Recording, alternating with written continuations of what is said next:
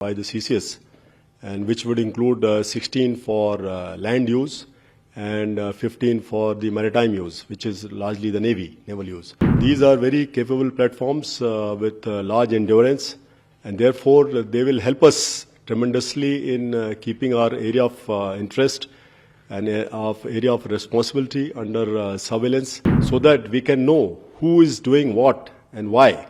And that is very important, because that is the start point for any naval action. And we have been successful to a certain extent. I am looking at in the next few months with great hope that we will have many more successes. Today is an important day for us because we have just launched the first ship of the multi-purpose vessel Samarthak to be named after commissioning at L&T shipyard at Kattupalli. And as the name suggests, multi-purpose vessels will provide the flexibility, mobility to our frontline combatants, so that they can demonstrate the poise, power and reach in our area of interest.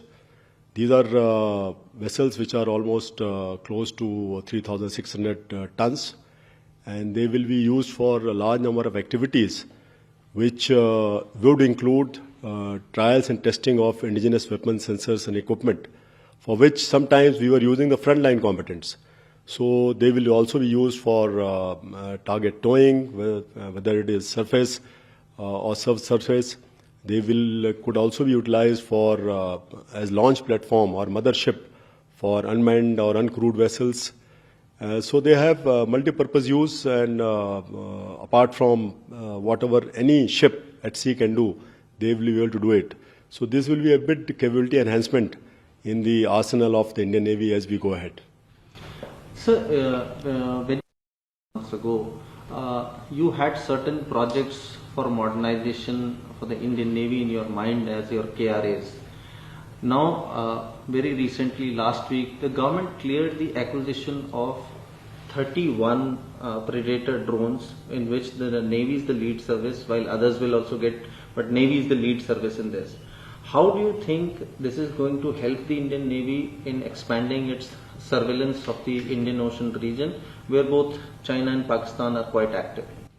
Yes, you have very correctly brought out that 31 Predator drones have been cleared by the CCS, and which would include 16 for land use and 15 for the maritime use, which is largely the naval use. These are very capable platforms with large endurance, and therefore they will help us tremendously in keeping our area of interest and area of responsibility under surveillance, so that we can know who is doing what and why. And that is very important, because that is the start point for any naval action. And we would like to ensure that as part of the overall maritime security, the Indian Navy is fully aware of what is happening in our area of interest. So in that sense, they will bring in tremendous capability, and along with the manned air assets which we have got, we are also looking at man-unmanned teaming. There will be an occasion wherein either one or both kinds of platforms will operate. As you are aware that when we apprehended the MV Ruen few months back and saved 17 crews and apprehended 35 pirates, these drones, which right now we have got on lease, one of them was used very extensively to monitor and track that vessel, so that we could take action almost 2,000 kilometres from our shore in consonance with our para-drop soldiers which were there. Has been giving support to Atmanirbharta, and recently we saw that in the Defence Acquisition Council you got clearance for going ahead for building of 17 Bravo ships. Now, how is this going to help the Indian Navy, and what are the other Atmanirbharta projects, major ones, which are coming up in near future? Like I said, 63 ships in being constructed are being done in the Indian shipyards, that which includes the DPSUs, PSUs, as also the private industries such as L&T, as we saw today. The 17 Bravo ships are very capable ships, almost 7,000 to 8,000 tons frigates, and they will have the state-of-the-art weapon sensors, which will be the best. And I have no doubt that they will enable us to safeguard the large areas of interest in the Indian Ocean region itself, especially our trade, which is crisscrossing. And as per our long-term integrated perspective plan, we are supposed to have 24 frigates. So these 7 brand new stealth frigates will add muscle to that capability.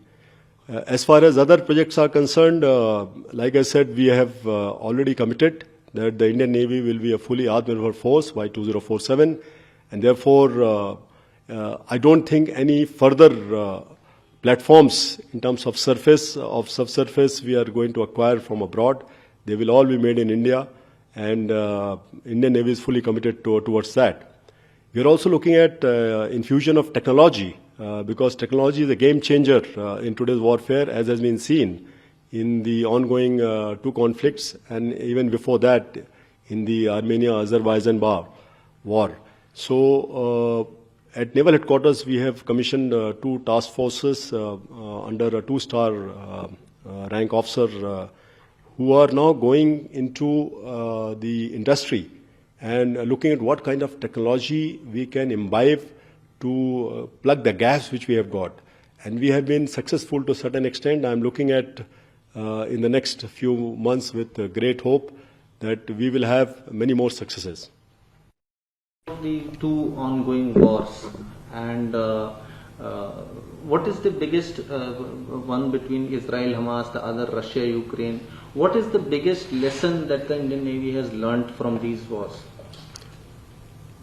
Actually, what we have learned is that whilst the nature of war will always remain centered on violence, attrition, etc., but the character of war is changing, wherein the technology, there is hardly any difference between now a state actor and non-state actor, the adherence to international norms, and that is something which is to be put into our plans, that future wars will bring in all those challenges.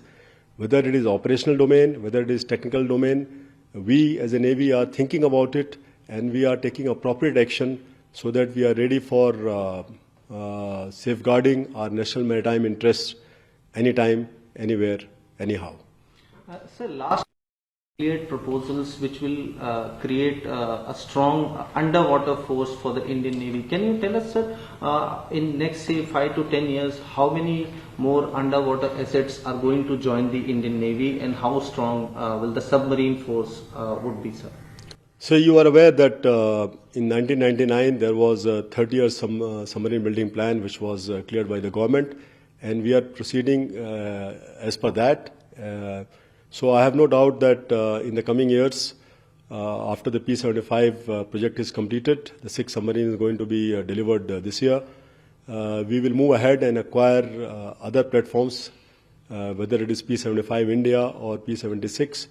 And government is seized of this, and we are getting full support. And we have no doubt that our desired strength of having a large number of submarines, which is at least 18 submarines, those will be fulfilled. Pending that, we are also carrying out medium refit and life certification of some of the older platforms.